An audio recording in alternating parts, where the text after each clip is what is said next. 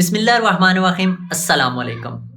एक दफ़ा हारून रशीद ने बहलोल दाना को ये हिदायत की कि आप कस्साबों की दुकान पर जाएं और उनके तराजू और गोश्त तोलने वाले पत्थर चेक करें, और जिसके तराजू में कोई हेरा फेरी या जिसका तोल का पत्थर कम हो उसे गिरफ्तार करके मेरे दरबार में ले आए।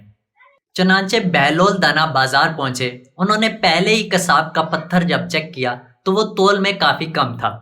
बहलोल दाना ने उससे सवाल किया कि आपके माशी हालात कैसे हैं। इस पर उस कसाब ने जवाब दिया कि मेरे माशी हालात बहुत बुरे हैं, मेरा कारोबार बहुत बुरा जा रहा है और मेरे घर में भी फाके हैं। इसकी बात सुनकर बहलोल दाना दूसरे कसाब के पास पहुंचे। उसका पत्थर चेक किया तो वो भी वजन में बहुत कम था। इस पर बहलोल दाना ने इस कसाब से भी वही सवाल किया कि आपके माशी हालात कैसे हैं। इस दूसरे कसाब ने भी जवाब दिया कि मेरे माशी हालात बहुत बुरे हैं, घर में फाकों की नौबत है, इसी वजह से मेरी बीवी अक्सर मुझसे झगड़ा करती है और मेरी औलाद भी नाफरमान है। बहलोल दाना इसका जवाब सुनकर आगे बढ़े और तीसरे कसाब के पास पहुंचे। जब आपने तीसरे कसाब का पत्थर चेक किया तो वो वजन में बिल्कुल बराबर था। बहलोल दाना ने इस तीसरे कसाब से भी वही सवाल पूछा कि आपके माशी हालात कैसे हैं और आपका खानदान आपसे कैसा बर्ताव कर रहा है।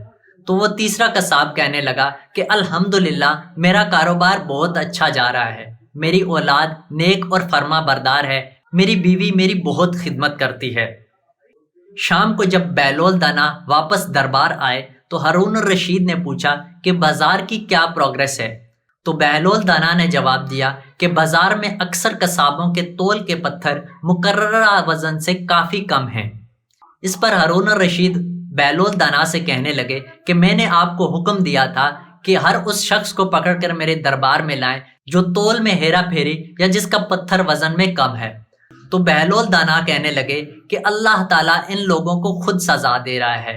जो लोग तोल में कमी कर रहे हैं या जिनके तराजू में हेरा फेरी है, अल्लाह पाक ने उनका रिज़्क उन पर तंग कर रखा है, उनके माशी हालात बहुत बुरे जा रहे हैं, उनकी औलादें भी नाफरमान हैं और उनके खानदान में भी अक्सर झगड़े रहते हैं। वाकया सुनाने का मकसद ये था कि आजकल हम मुसलमानों की हालात भी बिल्कुल इसी तरह हैं। हमने आखिरत की फिक्र छोड़ दी है और दुनिया से चिमट चुके हैं। इसीलिए अल्लाह रब्बुल इज़्ज़त ने हमारा रिज़्क तंग कर दिया है, क्योंकि वो हमसे नाराज है। दुआ है कि अल्लाह रब्बुल इज़्ज़त तमाम मुसलमानों को सिराते मुस्तकीम पर चलने की तौफीक अता फरमाए। आमीन।